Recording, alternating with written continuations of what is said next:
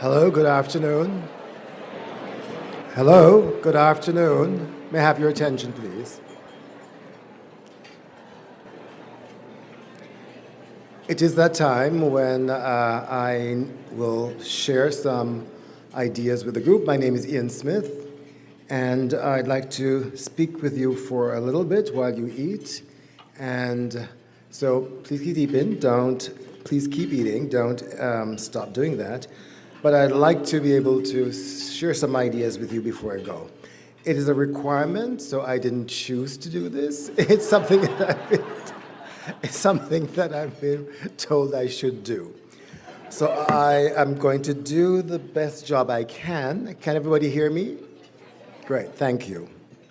I'd like to speak briefly about two types of personal experiences that pertain to invisibility. For the first, I take the example of Viola, the female lead in Shakespeare's Twelfth Night. Shipwrecked on an island, Viola turns to the ship's captain, who appears to be the only other survivor of the disaster at sea. Her inquiries about her brother are met with suppositions that he was drowned in the waves, and Viola must now find a safe space of employment that will avail her some financial security. We all, in this room, know the outcome. Her decision to disguise herself in men's clothing initiates a series of events that have in turn sustained a mini-industry in Shakespeare's studies on early modern theater practice, gender, and sexuality. I begin with this very familiar reference because as a reader of Shakespeare, I'm intrigued by invisibility, that thing that for some time just slips past my attention, that detail or set of facts that I have somehow managed to ignore. Yet reading and rereading familiar texts rewards with new possibilities when something that long lay dormant suddenly comes into lively view. So for example, between the captain's post-mortem assessment and Viola's decision to cross-dress as a male comes a speech that epitomizes this phenomenon of the readerly invisible.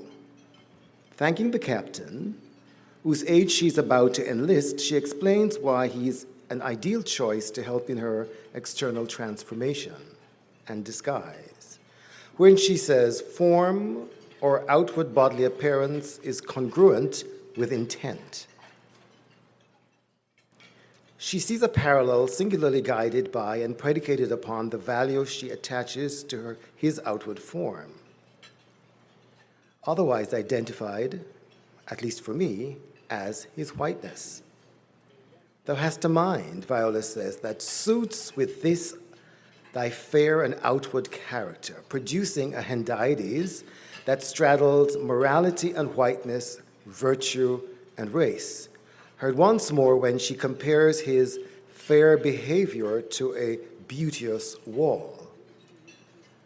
His corporal wall bears the default feature of whiteness and might be fruitfully introduced to frame and intersect traditional questions of performance, gender, and sexuality, to lift the veil of racial invisibility in this textual moment. As a reader of Shakespeare, I have found in the SAA safe collaborative opportunities to test ideas and share what happens when what was previously invisible becomes visible. Joining the Board of Trustees, I quickly learned how much of the fundamental operations of the organization were invisible to me, hence my second experience of invisibility that I want to mention. Board members work hard and give their very best out of a deep sense of loyalty and responsibility to the membership. The executive director and her staff are tireless in the daily maintenance of this association's operational engine. Thus, over the years, I could turn up at this conference, enjoy the intellectual, professional, social, and dietary riches without feeling too concerned about the extraordinary energies expended by the board and staff. More critically, I was truly unaware of the financial strain under which the SAA functions. And I don't believe my experience is unique. So as I come to the end of my term in this office, submitting to this ritual of the presidential address, the most important thing I can do is to call attention to the urgent need for financial support that will keep us surviving into the future. For years, this conference has operated at a loss, meaning that we live in a state of constant concern. And despite the courageous efforts of the executive director in scouring locations with the lowest lodging rates and the board's sensitivity to keeping registration costs well below those of comparable conferences, we fall desperately behind year after year. This year alone, the gap between the total registration fees and conference cost is $152,000. Additionally, local institutions in a host city have typically supported the conference. Targets set in previous years of $35,000 and more were often achieved and, in some instances, exceeded. This year's canvassing of local institutions in the Portland area needed a mere $3,000.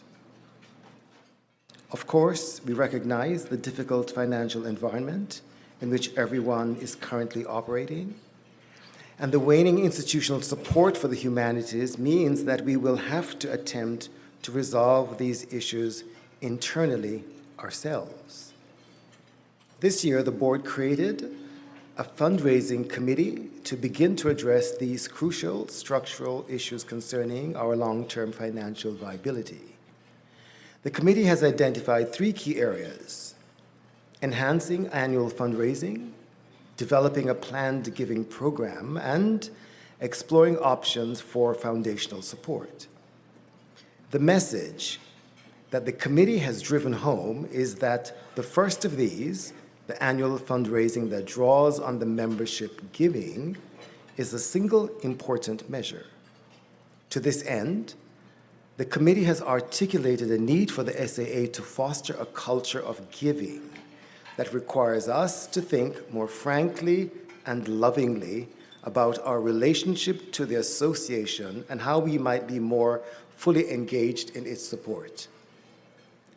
I understand deeply that many who come to the annual conference are already stretched to your financial limit. Your presence and participation are fully appreciated by me and the board as critical contributions to the sustained excellence of the organization. For those of us, however, who can give more at whatever level, I encourage you to give a few dollars, more than a few dollars, and to do so regularly. Use the SAA website or the QR codes planted on each luncheon table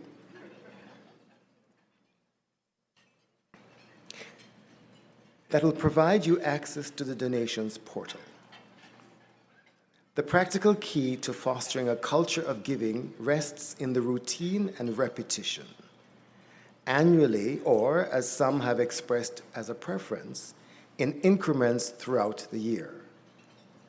I have found myself using the word urgent more and more in recent years, and the financial situation I have just been describing is one that can justifiably be described as urgent.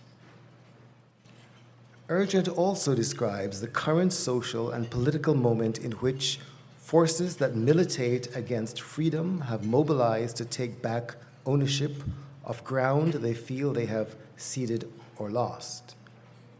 Urgent also names that instance when what was invisible now presses firmly against our consciousness. We can no longer ignore. We cannot afford to look away. I began my comments with what might seem like a distant reference to a moment of grappling with whiteness that we might otherwise overlook. But overlooking, ignoring, not seeing, or denying the presence and easy assumptions we make about whiteness have been central to its history and accumulation of unquestioned power in the United States. Today, the forces that constellate around a militant whiteness have advanced from Viola's seemingly benign, certainly naive, conviction about whiteness's correlation to truth and honesty in the person of the captain. Today, we are assailed with the urgency of the rise and flagrant display of neo-Nazism, white Christian nationalism that has no actual correlation to religion, and everything to do with oppressive power, the attempts to turn CRT or critical race theory itself into the all-purpose pejorative for black or anything non-white, recent assaults on DEI initiatives to argue white victimhood and racism in reverse, and the ever-useful deployment of the immigrant bogeyman on the border, who in this fantastical nightmare is always a person of color. These same forces are aligned with the kinds of reactionary wave sweeping the country that would dispossess women and take full and complete control of their bodies. These are the forces that would undo the SAA. Just to be clear, I am not speaking about any one individual's personal racial identity in the world. Rather, I am insisting on a positionality that has been predicated on ownership and whose justified existence is sustained through violence. In such an environment, those of us who crave freedom find ourselves weeping for justice. We recall W.E. Du Bois's poignant observation on the American landscape of 1920 for its relevance and foresight that must alert us, and I quote, "Wave on wave, each with increasing virulence, is dashing this new religion of whiteness on the shores of our time. But what on earth is whiteness that one should so desire it? Then always, somehow, some way, silently but clearly, I am given to understand that whiteness is the ownership of the earth forever and forever. Amen." The SAA is this rich, capacious place in which these inquiries into race, gender, sexuality, the environment, law, science, performance, reading, religion, books, literature, and more can take place unfettered and uncompromised. Learning, vigorous examination, shared research, and knowledge building are vital to our growth as individuals functioning in a complex world, and to our responsibility to challenge our students so that they are prepared with some of the critical tools required to build and participate in a fully functioning democracy. That is why we need to protect and preserve this organization more and more now, and secure its future through the initiatives and commitments, financial and otherwise, we make today.